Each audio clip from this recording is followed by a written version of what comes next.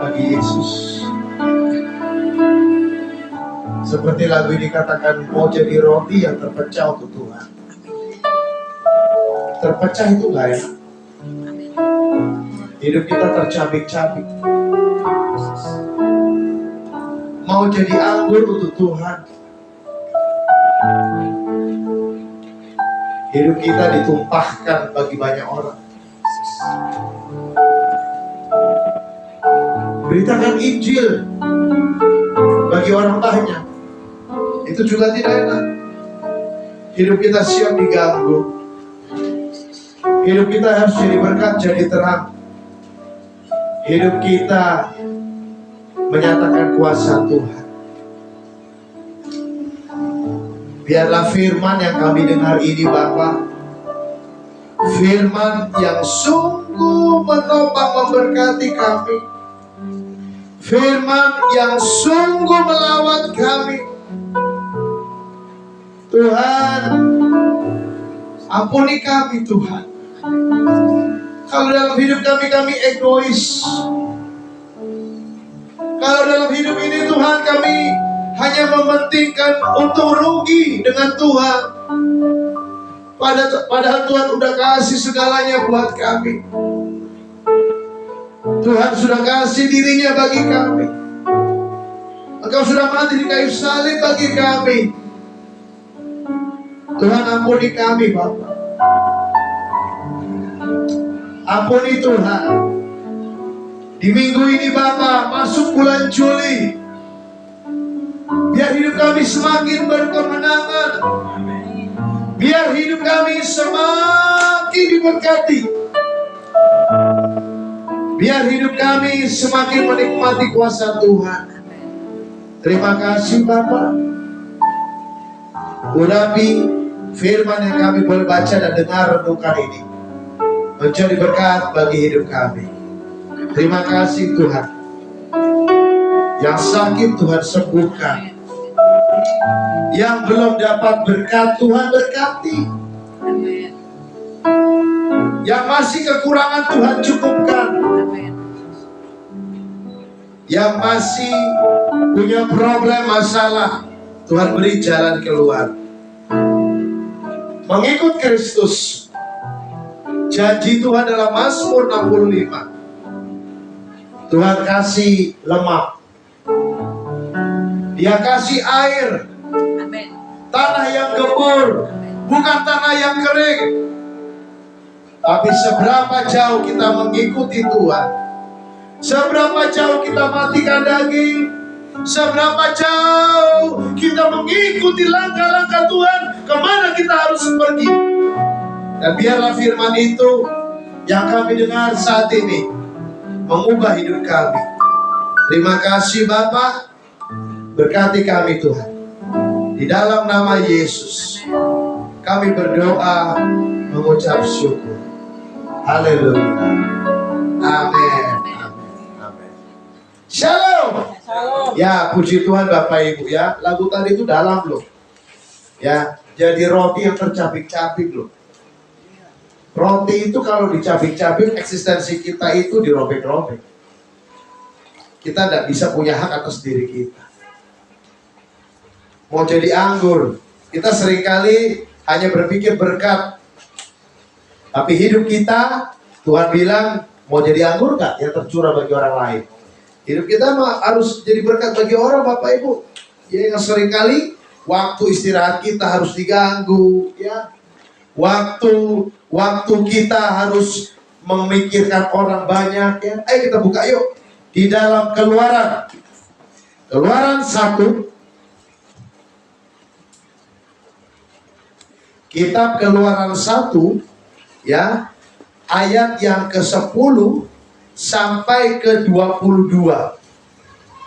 Ini bicara tentang orang Israel ditindas di Mesir. Dengar baik-baik. Ini pesan Tuhan buat kita siang ini. Siapapun kita hari ini, kita seperti orang Israel yang di Mesir. Hidup kita sedang ditindas. Iman kita sedang ditekan. Tadi Pak Gemi bilang apa? Kering. Nah itu sama. Pak Stef bilang apa? Belum dapat. Belum ada yang goal. Duma, bagaimana Ibu Duma? Belum ada kerja. Ya Bu Yusni ya. Hari ini kita semua mengalami aniaya. Ayo kita baca yuk dari ayat 10. Ya, Keluaran 1 ayat 10 sampai 22. Nanti ada 3 poin yang penting, yang dimana area-area dimana iman kita itu ditantang, iman kita ditekan. Mesir itu bicara dunia, Mesir itu bicara iblis. Mereka cuma bilang, jangan sampai imannya Gemi bertumbuh, jangan sampai imannya Stefanus bertumbuh, imannya Pak Martin bertumbuh. Oh jangan, nggak boleh. Itu strategi dunia. Ya, coba kita baca ayat 10. Saya baca ayat 10, Bapak Ibu ayat yang genap, ganjil ya. Lihat ya. Marilah kita bertindak dengan bijaksana terhadap mereka, supaya mereka jangan bertambah banyak lagi. Dengar, garis bawahi, camkan kata-kata ini. Setan atau dunia tidak mau kita diberkati. Itu dia. Makanya kalau hidup kita susah, menderita, dunia dan setan senang Bapak Ibu. Supaya mereka jangan bertambah banyak lagi. Dan jika terjadi peperangan, jangan bersekutu dengan musuh kita dan memerangi kita, lalu pergi dari negeri ini. Baca ayat 11.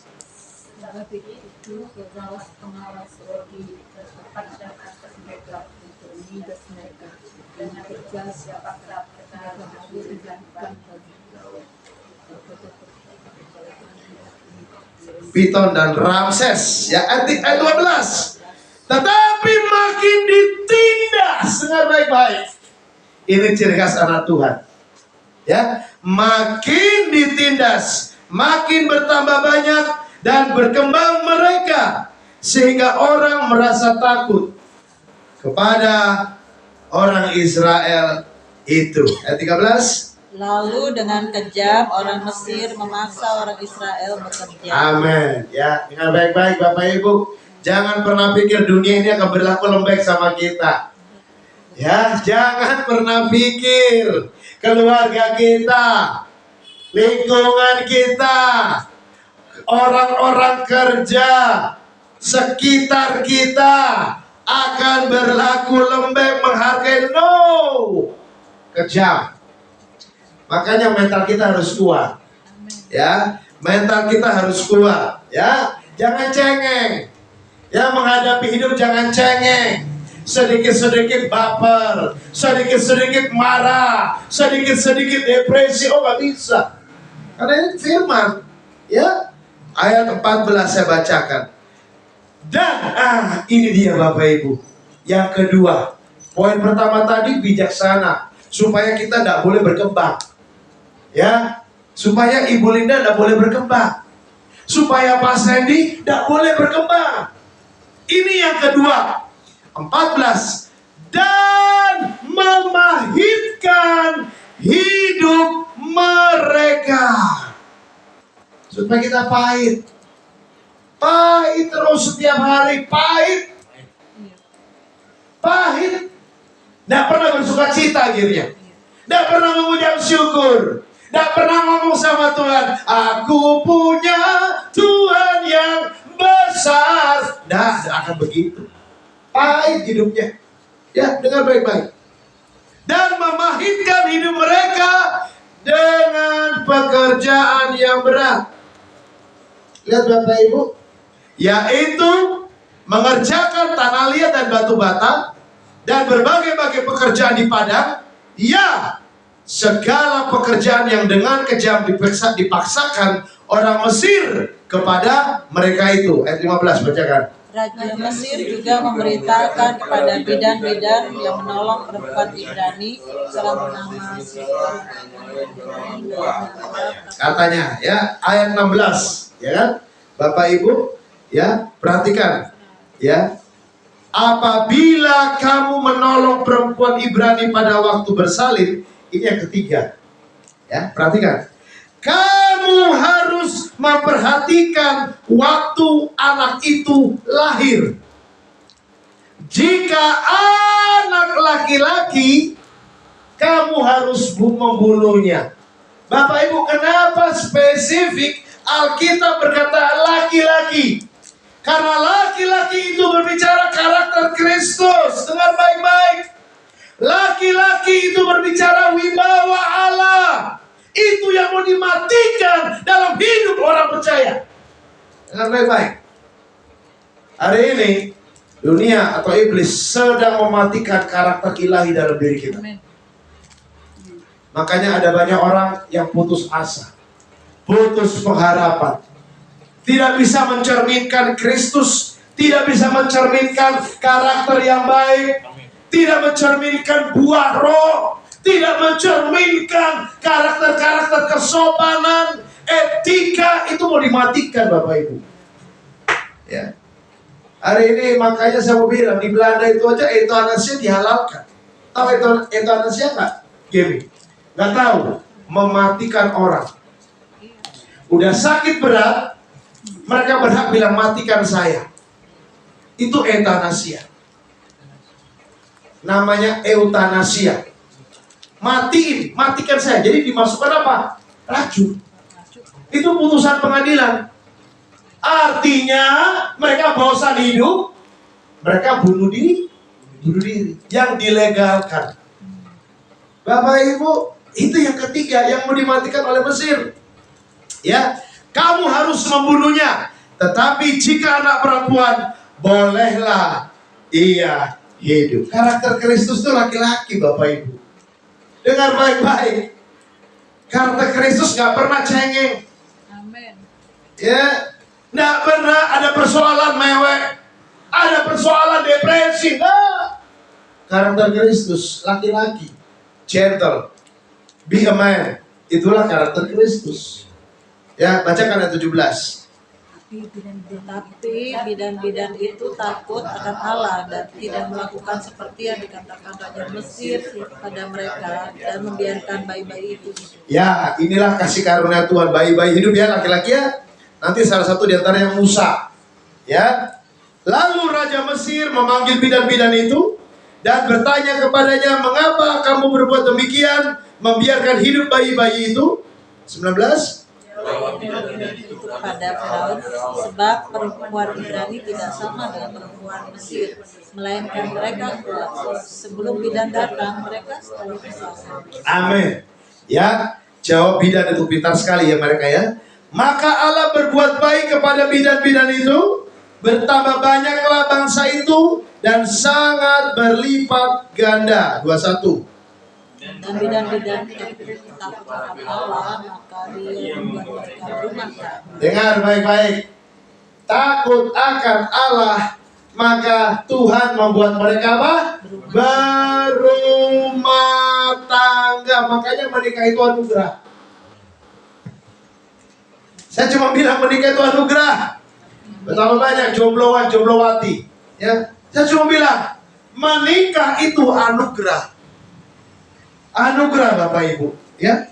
Terakhir, lalu Firaun memberi perintah kepada seluruh rakyatnya, lemparkanlah segala anak laki-laki yang lahir bagi orang Ibrani ke dalam sungai Nil, tetapi segala anak perempuan biarkanlah hidup. Bapak Ibu, ada 3 perkara yang hari ini kita harus tahu. Area mana iman kita mau digencet, area mana iman kita mau ditekan, area mana iman kita tidak boleh berkembang. Hidup rohani kita harus mati, hidup rohani kita harus berhenti. Tidak boleh lagi. Kalau kita punya duit, dunia tidak pusing Bapak Ibu. Dengar baik-baik. Ya, tapi waktu iman kita mulai bertumbuh dan kita mengambil keputusan melayani Tuhan, Nih, mulai pusing dunia. Setan juga pusing. Karena apa Bapak Ibu? Ini gambaran Firaun, tidak suka. Ya. Poin nomor 1 tadi kata-kata di ayat yang ke-10. Bertindak dengan bijaksana. Mari kita buka Matius 28 ayat 19 dan 20 ya.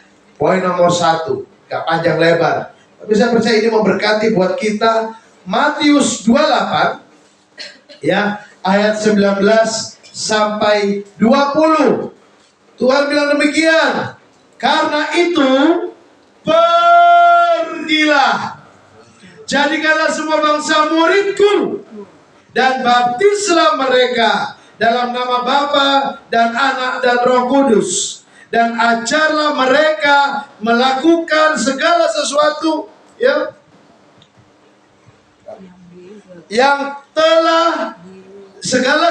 telah kuperintahkan kepadamu, dan ketahuilah aku menyertai kamu senantiasa sampai kepada akhir zaman. Bapak Ibu, gereja bukan bangunan. Dengar baik-baik. Gereja bukanlah organisasi, tapi gereja itulah tubuhnya.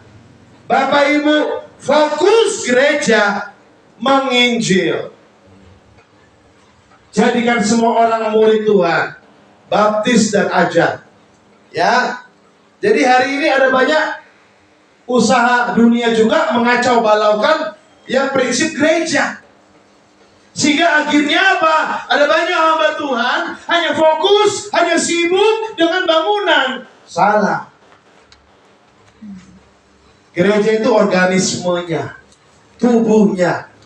Apa fungsinya? Jangkau jiwa bagi Kristus. Lalu baptis dan ajar, supaya terjadi pelipat gandaan. Bapak Ibu, saya percaya hari ini itu pun mau diselewengkan oleh dunia, oleh Firaun, oleh Mesir. Maka saya mau bilang buat kita siang ini Bapak Ibu, poin nomor 1, hidup kita tidak boleh berlipat kali ganda. Itu prinsip dunia. Rohani kita tidak boleh berlipat kali ganda. Rohani kita harus kerdil. Makanya banyak orang pergi pagi pulang malam, pergi pagi pulang malam. Akhirnya ngapain? Nggak lagi baca Alkitab. Nanti kita lihat ya, waktu Musa datang sama Harun, minta izin, biarkan kami beribadah di padang gurun 3 hari lamanya perjalanan. Emang Firaun diam? Tidak. Emang Firaun diam? Tidak. Firaun bilang apa? Jangan lagi kasih jerami. Lihat Bapak Ibu, cari jerami, bakar batu bata, targetnya tetap bahkan naik. Aduh. Maka saya mau bilang hari ini, tantangan kita hidup di akhir zaman adalah aniaya yang tidak terlihat. Tapi aniaya itu tidak boleh membuat hidup rohani kita berkembang. Bapak Ibu dengar baik-baik ya. Matius 6:33 itulah cara Tuhan memberkati kita. Carilah dahulu kerajaan Allah dan kebenarannya, maka semuanya itu akan ditambahkannya bagimu. Dengar baik-baik. Waktu hidup rohani kita kecil, waktu hidup rohani kita tidak bertumbuh, saya percaya berkat-berkat jasmani kita juga kerdil. Dengar baik-baik. Waktu hidup rohani kita kerdil, waktu hidup rohani kita gak bertumbuh, berkat jasmani pun, finansial pun tidak akan bertumbuh. Itu strategi setan Bapak Ibu. Makanya saya cuma bilang siang ini, mari semakin kita bersungguh-sungguh kita lawan. Kalau kita menghadapi tantangan pekerjaan, tantangan kehidupan, saya percaya Tuhan memiliki strateginya yang akan diberikannya bagi kita, supaya kita untuk tetap bisa mengenal Tuhan dengan baik. Tapi seringkali kita malas. Dengar baik-baik, seringkali kita malas. Ya, itu poin nomor 1. Rohani kita tidak boleh berkembang.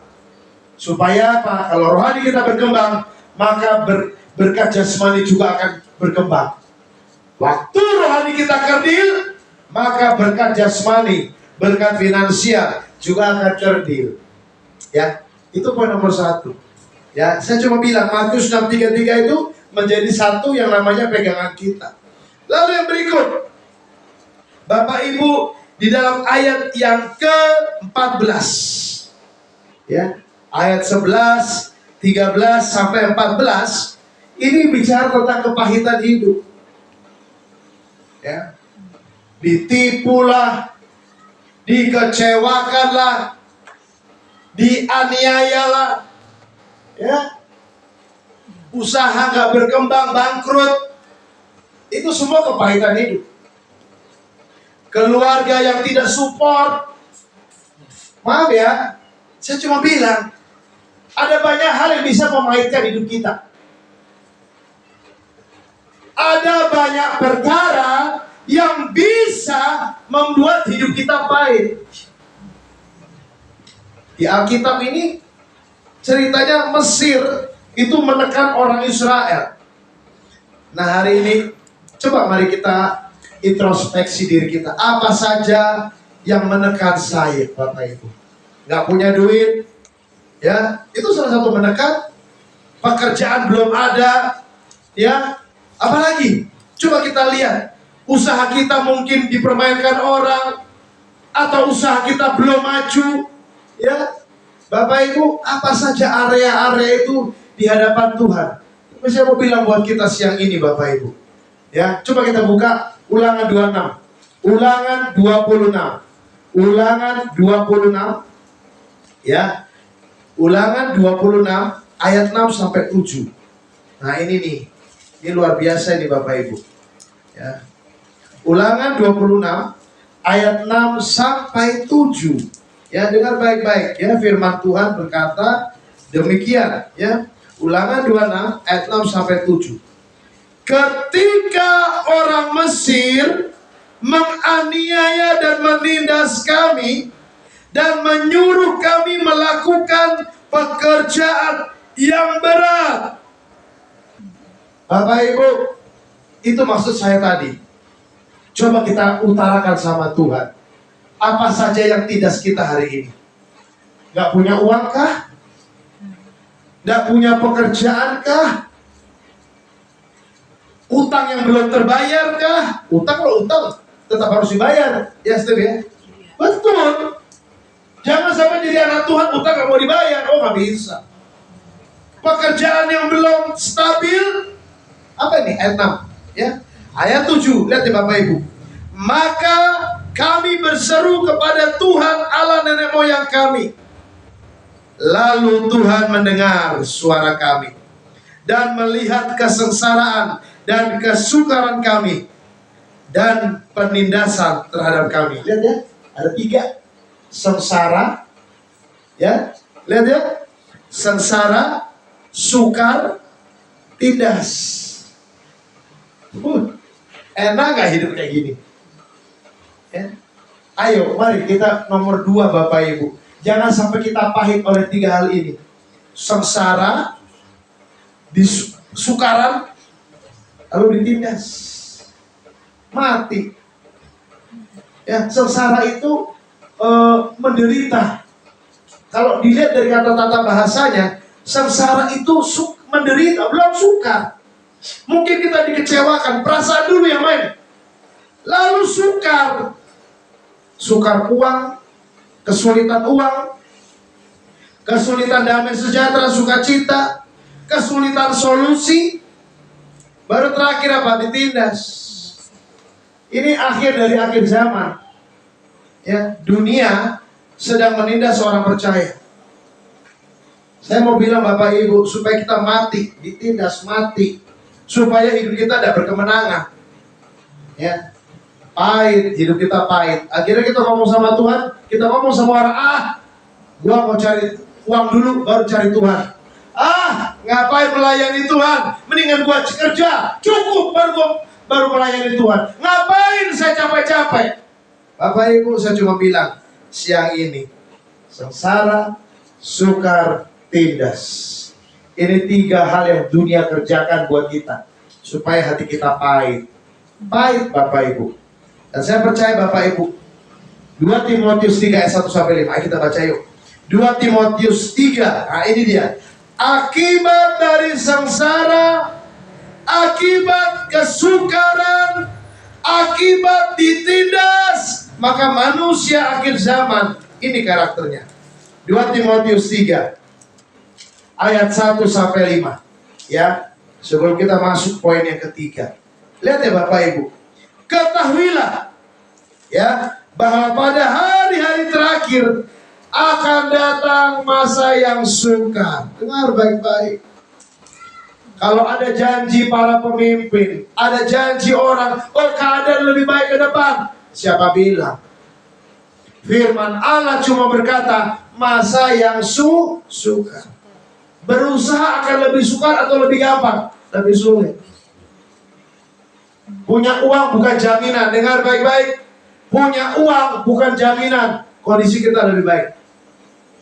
Manusia, apa yang terjadi? Akan mencintai dirinya sendiri dan menjadi hamba uang. Woi, lihat ya, udah dinubuatin ya sama suratnya Paulus kepada Timotius. Mereka akan membual dan menyombongkan diri. Mereka akan menjadi pemfitnah. Mereka akan berontak terhadap orang tua dan tidak tahu berterima kasih. Makanya pengkhianat banyak. Hari ini loncat sana loncat sini banyak. Makanya bukan lagi hamba, tapi uang yang dicari. Tidak mempedulikan agama. Ini dia. Dengar baik-baik. Ayat 3, tidak tahu mengasihi, tidak mau berdamai, suka menjelekkan orang. Lihat ya. Tidak dapat mengekang diri, garang, tidak suka yang baik, suka mengkhianat. Di gereja pun begitu. Sulit sekali mencari yang setia. Suka mengkhianat itu banyak. Cari cuan di gereja. Setia sulit, ya. Suka mengkhianat, tidak berpikir panjang, berlagak tahu, lebih menuruti hawa nafsu daripada menuruti Allah. Ayat 5, Bapak Ibu. Lihat ya. Secara lahiriah mereka menjalankan ibadah mereka, tetapi pada hakikatnya mereka memungkiri kekuatan ibadah. Hati-hati. Ya, kita mungkin tiap minggu beribadah, tapi hari-hari kita menuruti hawa nafsu kita. Bapak Ibu, saya mau bilang, sengsara, sukar, tindas, ini strategi dunia mau matikan kita, supaya hati kita pahit. Jangan sampai kita tertindas, dan akhirnya kita masuk dalam hitungan orang-orang yang di akhir zaman. 2 poin ini Bapak Ibu, yang terakhir di dalam Keluaran 1. Lihat ya, ayat yang ke-15 sampai 22. Nggak usah semuanya, tapi saya mau bilang sama kita, nggak usah semuanya ya, Keluaran 1. Maaf ya. Lihat ya, ayat yang ke-15. Lihat Bapak Ibu, ayat 16. Kamu harus, jika anak laki-laki, kamu harus membunuhnya.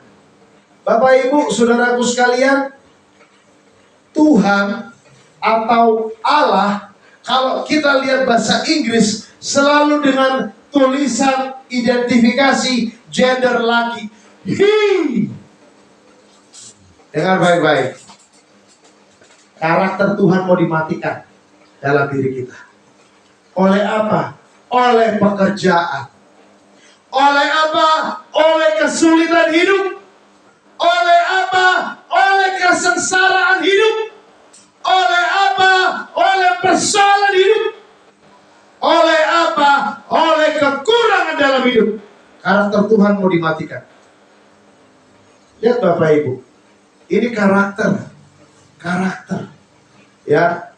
Kita baca Bapak Ibu di dalam Roma 8 ayat 29. 2 ayat terakhir. Ya. Roma 8 ayat 29. Ya.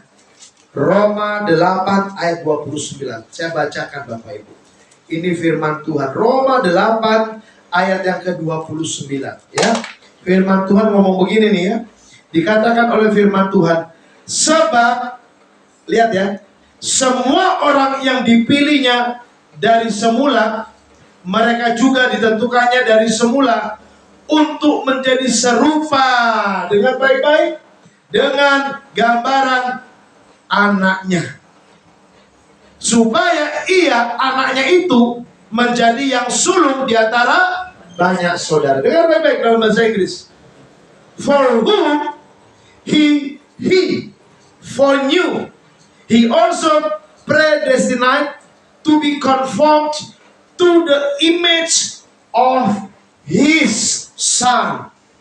Dengar baik-baik, laki-laki. Jadi hari ini saya cuma mau bilang Bapak Ibu, luar biasa ya, mau dimatikan habis. Kita tidak boleh berkembang. Rohani kita tidak boleh maju. Kalau rohani nggak maju, jelas finansial nggak akan maju. Dengar baik-baik. Jangan dibalik Bapak Ibu. Finansial yang saya maju dulu, baru rohani maju. Oh, nggak ada itu. Matius 6:33 tetap berlaku. Rohani kita maju, finansial akan maju. Yang kedua, hidup kita jangan sampai pahit. Akhirnya kita nggak bisa lagi melihat Tuhan. Ya, tadi firman Tuhan berapa? Sengsara, lalu sukar, lalu apa? Ditindas. Ya, saya cuma bilang di Ulangan 26 ayat 6 sampai 7. Ya, hari ini jangan sampai hati kita pahit. Saya yakin masalah banyak, iya. Tapi mari kita belajar mengucap syukur kepada Tuhan. Yang ketiga, karakter Tuhan mau dimatikan dalam diri kita. Mau dimatikan. Sehingga kita tidak boleh berbuah. Akhirnya hidupnya egois. Makanya nyanyi lagu tadi ya. Maukah kau jadi roti yang terpecah bagiku. Bapak Ibu, jadi roti itu hidupnya gak egois. Hidupnya mau berkorban, dicabik-cabik. Hidupnya mau bagi orang lain. Hidupnya bukan miliknya sendiri, tapi milik Tuhan, milik banyak orang. Maukah kau jadi anggur yang tercurah bagiku. Aduh, saya cuma bilang hari ini, karakter Tuhan itu mau dihancurkan. Ya, Filipi 2 ayat 5-8. Ini terakhir Bapak Ibu, sebelum kita masuk perjamuan kudus. Filipi 2 ya, ayat 5-8. Saya akan bacakan Bapak Ibu.